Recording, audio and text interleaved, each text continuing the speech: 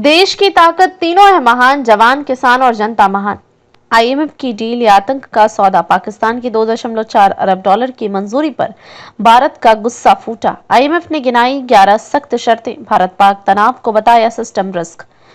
पूरी रिपोर्ट विस्तार से। पाकिस्तान को आईएमएफ से राहत नहीं बल्कि चेतावनी मिली है। 9 मई को अंतर्राष्ट्रीय मुद्रा कोष ने पाकिस्तान के लिए 7 अरब डॉलर के बेलआउट पैकेज के तहत 2.4 अरब डॉलर की 2 किश्तों को हरी झंडी दी, लेकिन इसके साथ ही 11 नई सख्त शर्तों और एक राजनीतिक चेतावनी के साथ यह पैकेज जारी किया गया।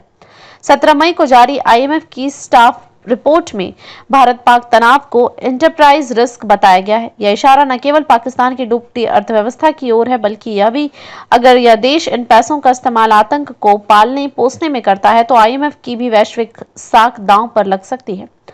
आईएमएफ की चेतावनी, भारत पाक तनाव बना आर्थिक सुधारों के लिए जोखिम। रिपोर्ट में कहा गया, enterprise risk have increased the rising tensions between India and Pakistan if sustained और deteriorate further could heighten enterprise risks to the fiscal, external and reform goals of the program.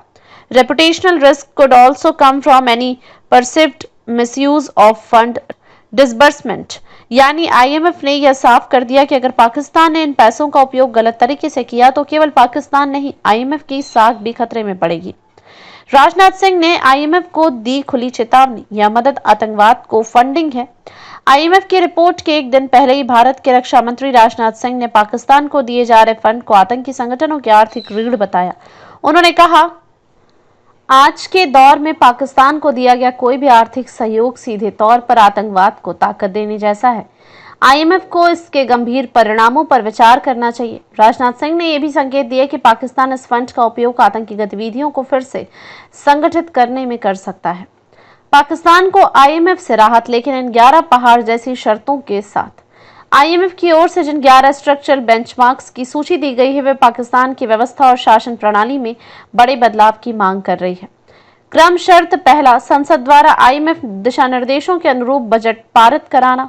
दूसरा, गवर्नेंस एक्शन प्लान सार्वजनिक करना। तीसरा, बिजली दरों में tariff रिबेसिंग लागू करना। चौथा, गैस दरों में संशोधन की अधिसूचना जारी करना। पांचवा, घाटे में चल रही सरकारी कंपनियों का पुनर्गठन। छठा, टैक्स छूटों की समीक्षा और समाप्ति। सातवां, एनपीएल रिपोर्टिंग और बैंकिंग सेक्टर सुधार। आठवां, पारदर्शी वित्तीय ऑडिट रिपोर्ट जारी करना। नौवां, सामाजिक सुरक्षा योजनाओं में पारदर्शिता लाना। 10वां, महंगाई पर काबू के लिए मौद्रिक नीति सख्त करना। 11वां, संसाधन जुटाने के लिए राजस्व सुधार लागू करना। आईएमएफ पैकेज की पृष्ठभूमि, राहत के साथ खतरा भी। तथ्य वितरण, कुल पैकेज 7 अरब dollar. Extended fund facility EFF, कार्यकाल 37 महीने सितंबर 2024 से शुरू, अब तक की रकम करीब 4 अरब डॉलर। हालिया किश्त 2.4 अरब डॉलर, 9 मई को स्वीकृत। अगली समीक्षा सितंबर 2025। कुल समीक्षाएं 6। आईएमएफ अब केवल आर्थिक नहीं, रणनीतिक संस्थान बन रहा है। आईएमएफ के इस कदम से यह स्पष्ट है कि वह अब केवल विकास और बजट घाटे की चिंता नहीं करता, बल्कि राजनीतिक स्थिरता, आतंकवाद से दूरी और वैश्विक सुरक्षा को भी फाइनेंशियल डिसीजन का आधार बना रहा है। निष्कर्ष, पाकिस्तान के लिए पैकेज नहीं, अंतिम चेतावनी है। पाकिस्तान को अब इस राहत को जिम्मेदारी से उपयोग करना होगा। भारत और वैश्विक समुदाय की निगाहें पाकिस्तान पर टिकी हैं कि ये फंड विकास के लिए उपयोग होगा या विनाश के लिए। आईएमएफ की ओर से इस तरह की सख्त शर्तों और शब्दों का इस्तेमाल अभूतपूर्व है और यह दिखाता है कि पाकिस्तान के लिए यह अंतिम मौका हो सकता है।